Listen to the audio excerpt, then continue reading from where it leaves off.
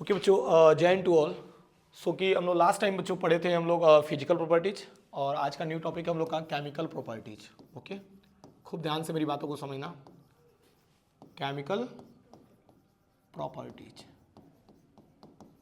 Chemical properties of aldehyde and ketone, of aldehyde and ketone. Okay, खूब ध्यान से मेरी बातों को समझना बच्चों। तो केमिकल प्रॉपर्टी में पहले तो मैं ये बता दे रहा हूँ कि क्या क्या अभी हमें पढ़ना है। ओके, तो सबसे पहला बच्चों हमें हेडिंग पढ़ना है nucleophilic addition reaction. Nucleophilic addition reaction. Okay, यहाँ तक समझ में आ रहा है। एंड सेकेंड हेडिंग हमें पढ़ना है बच्चों nucleophilic addition reaction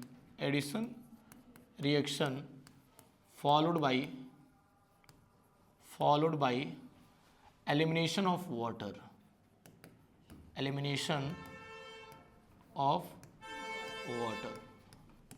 okay.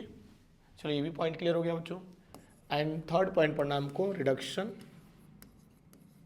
Third क्या है बच्चों हमारे पास? Reduction reaction. And fourth point हमें पढ़ना है बच्चों ऑक्सीडेशन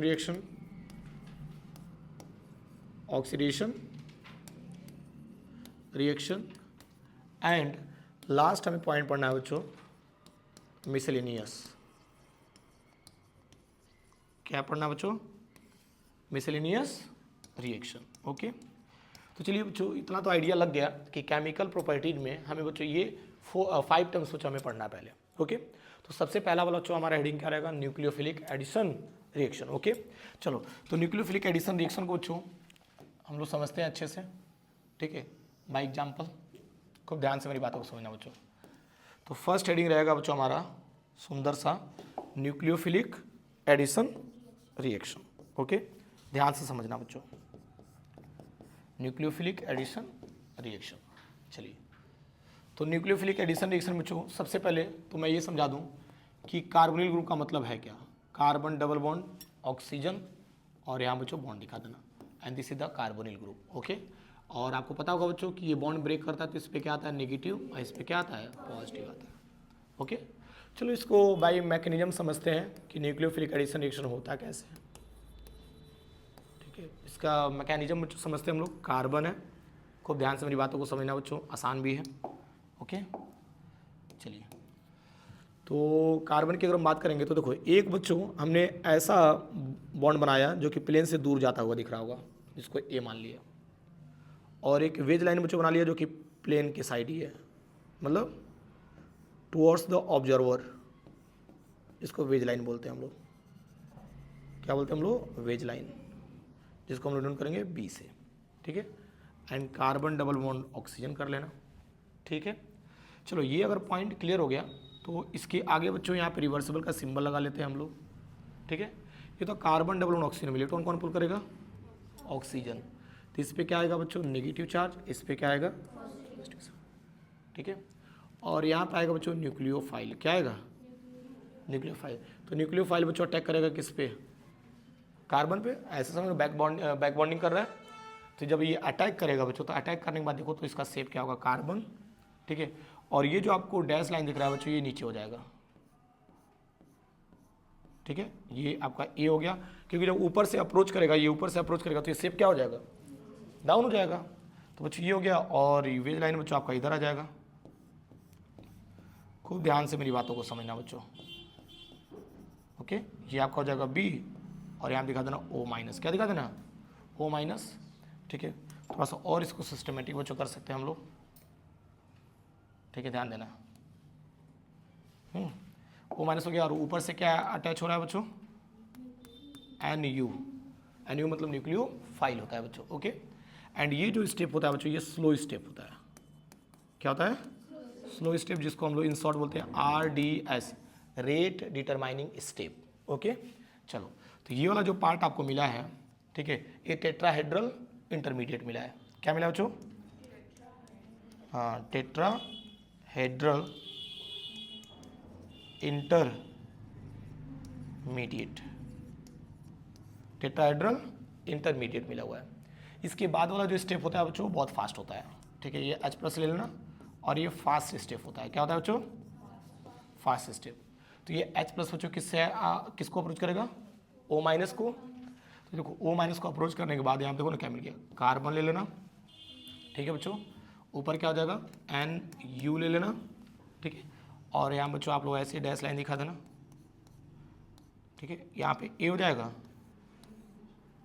खूब ध्यान से मेरी बात को समझना बच्चों, इंपॉर्टेंट है, ठीक है, और ये आपका हो जाएगा B, और यहाँ पे हो जाएगा OH, and this is the adduct.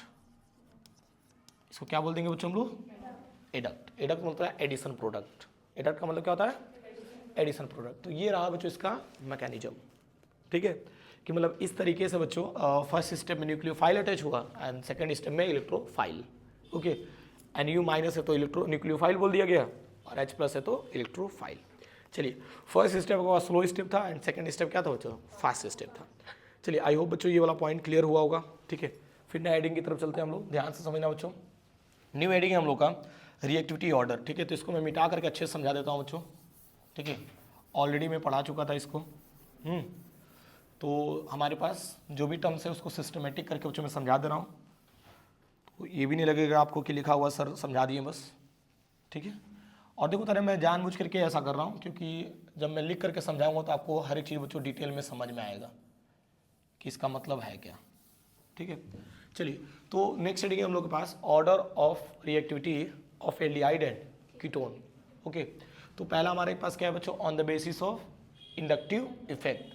तो इसका एग्जांपल पहले लेते हैं बच्चों, ध्यान से समझना, HCH और डबल बॉन्ड क्या कर लेना O, and this is the formaldehyde. Formaldehyde इसका नेम होता है बच्चों फॉर्मेल्डिहाइड, या मेथनॉल होता है। फिर एक काम करो, यहाँ पे H था तो यहाँ पे क्या कर लिया CH3, और यहाँ पे भी H कर लिया, C double bond O, and this is the acetaldehyde या एथेनॉल, क्या होता है ethanol. And one more example CH3 कर लेना, C डबल बॉन्ड O, पहले HH था CH3 था, फिर यहाँ पे CH3 हो गया। अच्छा देखो ना, इंडक्टिव इफेक्ट की बात कर रहा है, ठीक है। तो देखो तारे यहाँ पे H की अगर हम बात करें, H, ठीक है ना, तो ये +I इफेक्ट शो तो करता है no doubt, but less show करता है, क्या शो करता है, लेस। और यहाँ पे अगर उससे कंपेयर किया जाए H से, तो यहाँ पे भी +I इफेक्ट शो तो करेगा बट मोर, क्या शो करता है बच्चों, मोर शो करता है। तो इससे सर बेनिफिट क्या हुआ। अच्छा एक बात बताओ, अगर इसको रिएक्शन करना है तो हर हाल में कार्बन डबल बॉन्ड ऑक्सीजन का बॉन्ड ब्रेक होगा, इलेक्ट्रॉन कौन पुल करेगा, ऑक्सीजन, नेगेटिव इस पे पॉजिटिव, है कि नहीं। और यहाँ पे भी सेम काम होगा, वही इलेक्ट्रॉन अपना पुल करेगा, इस पे नेगेटिव इस पे। तो क्रॉस क्वेश्चन ये उठता है कि इन दोनों में फर्स्ट एंड लास्ट में किसके ऊपर आसानी से प्लस चार्ज जनरेट हो जा रहा है।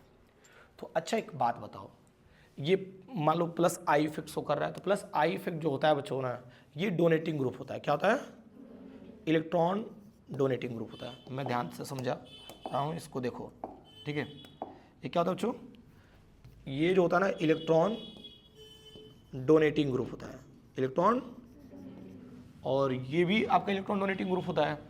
तो ये भी इलेक्ट्रॉन डोनेट कर रहा है, वो भी इलेक्ट्रॉन डोनेट कर रहा है। तो इन दोनों में जो ज़्यादा इलेक्ट्रॉन डोनेट करेगा उतना ही कार्बन के पास कम पॉसिबिलिटीज रहेगी बच्चों पॉजिटिव चार्ज अटेंड करने के लिए। लेकिन देखो ना यहाँ पे मान लो इस कार्बन को पॉजिटिव चार्ज है, इसके ऊपर भी क्या है पॉजिटिव चार्ज, मतलब आ जाएगा, लेकिन ये जो इलेक्ट्रॉन दे रहा है ये कम देगा as compare to the CH3, क्योंकि यहाँ पे क्या शो कर रहा है, +I इफेक्ट मोर शो कर रहा है। तो जितना इसके पास से इलेक्ट्रॉन कम होगा उतना ये क्या कर दे रहा है, दे रहा है, लेकिन ये आसानी से नहीं दे पाएगा। तो इन दोनों में देखा जाए तो किसके ऊपर आसानी से पॉजिटिव चार्ज जनरेट हो रहा है, इस पे ना, क्योंकि ये कम इलेक्ट्रॉन दे पा रहा है इसको और ये ज़्यादा है। तो जैसे ही पॉजिटिव चार्ज आएगा तुरंत ये इलेक्ट्रॉन दे देगा इसको, लेकिन ये कम देगा। एक बार और मैं समझा रहा हूँ इसको बाई एग्जाम्पल। मान लो जैसे इसके पास पैसे की कमी है, इसके पास भी पैसे की कमी है, तो ये 1 रुपया दे रहा है, ये 10 रुपया दे रहा है, तो किसकी बच्चों कमी नहीं रहेगी ज़्यादा, इसकी ना। तो हमको तो ऐसा लेके चलना ना जिसके पास कमी ज़्यादा हो, तो किसके पास ज़्यादा कमी होगा, सुन पा रहे हो ना। तो वही बीच में बच्चों ये भी हो जाएगा, इसमें एक ही ग्रुप है CH3। तो इस तरीके से देखा जाए इन तीनों में तो सबसे अधिक रिएक्टिविटी किसकी रहेगी, फर्स्ट, ओके। एंड फिर क्या आ जाएगा, ये हो जाएगा। यहाँ तो पॉइंट क्लियर हो रहा है बच्चों। तो order of reactivity on the basis of inductive effect समझ में आ गया होगा, ठीक है। नेक्स्ट बच्चों on the basis of steric hindrance. Steric hindrance का मीनिंग बच्चों मैंने हेलोल्केन्स वाले चैप्टर में बताया था, क्राउड। क्या होता है? क्राउड मतलब होता है भीड़। क्राउड मतलब क्या होता है? भीड़। तो इसका एग्जाम्पल लेते हैं बच्चों, देखो एच सी, एच का लेना, डबल बॉन्ड ओ, खूब ध्यान से बातों को समझना। और यहाँ पे CH3 H C double bond O हो जाएगा, और यहाँ पे भी ले लो CH3 सी डबल बॉन्ड ओ हो जाएगा बच्चा। और एक और एग्जाम्पल ले लेते हैं, C2H5 सी डबल बॉन्ड ओ, ठीक है। ये बताओ इन चारों में देखा जाए सबसे पीछे सबसे अधिक भीड़ किसके पीछे है? इसके पीछे, इसके पीछे थोड़ा सा और कम हो गया, इसके पीछे और कम हो गया, इसके पास तो सिर्फ हाइड्रोजन है। तो स्टेरिक हिंड्रेंस जिसका ज़्यादा रहेगा बच्चों, उसकी रिएक्टिविटी क्या होगी? लो हो जाएगी, क्योंकि हमने क्या बोला था बच्चों, कहीं ना कहीं कि बैक अटैक करेगा, ऐसे समझो ना, ठीक है। तो पीछे भाई जितना क्राउड जो कम रहेगा उतना तेजी से रिएक्शन करेगा। तो इस पॉइंट ऑफ व्यू से देखा जाए तो इन सब में तेजी से रिएक्शन कौन करेगा? ये, फिर ये, फिर ये, क्योंकि इधर क्या हो रहा है? Less steric hindrance. इधर क्या हो रहा है? लेस स्टेरिक हिंड्रेंस, हाँ। इधर क्या हो जाएगा? मोर स्टेरिक हिंड्रेंस, ठीक है। अरे स्टेरिक हिंड्रेंस मतलब भीड़ हो जाएगा, क्राउड हो जाएगा, ठीक है ना। यहाँ तो पॉइंट क्लियर हो रहा है बच्चों, बहुत आसान है और मज़ेदार भी है, यहाँ तो कोई दिक्कत तो नहीं होनी चाहिए। चलिए ठीक है बच्चों, तो ये वाला पॉइंट आप लोग समझ लेना, ठीक है। इसको एक बार अच्छे से देख लीजिए आप लोग, ठीक है। इसके बाद सबसे न्यू हेडिंग हम लोग पास example of nucleophilic addition reaction. इसके एग्जाम्पल से ले लेते हैं बच्चों। जैसे मान लो हमारे पास HNU था, कोई भी कंपाउंड से ले लीजिए। HNU को अगर ब्रेक करते हैं हम लोग, ठीक है, रिवर्स का सिंबल ले लो, तो H प्लस और NU माइनस, तो क्या मिल जाएगा बच्चों? H plus and NU minus. एक तरफ इलेक्ट्रोफाइल भी मिल गया, एक तरफ न्यूक्लियोफाइल भी मिल गया, ठीक है। चलिए अगर यहाँ तक समझ में आ गया बच्चों, तो इसके आगे देखते हैं हम लोग, खूब ध्यान से मेरी बातों को समझना।